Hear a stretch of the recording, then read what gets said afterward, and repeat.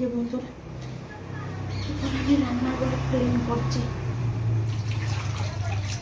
বিকালবেলায় পরিষ্কার করছি। শরীরটা কয়েকদিন ধরে ভালো যাচ্ছে না, আর মার তো জ্বর 3 দিন ধরে।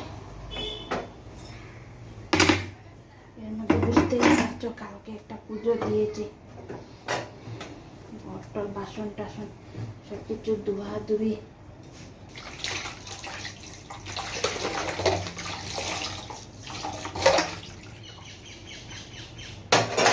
এখন রান্নাঘর ক্লিন করছি, বাসনও ধুলাম এখনই।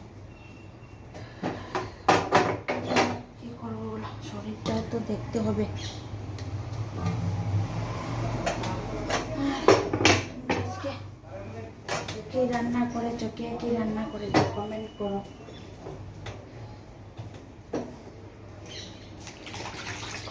আর গরমের কমছে না বন্ধুরা, কি যে বলবো।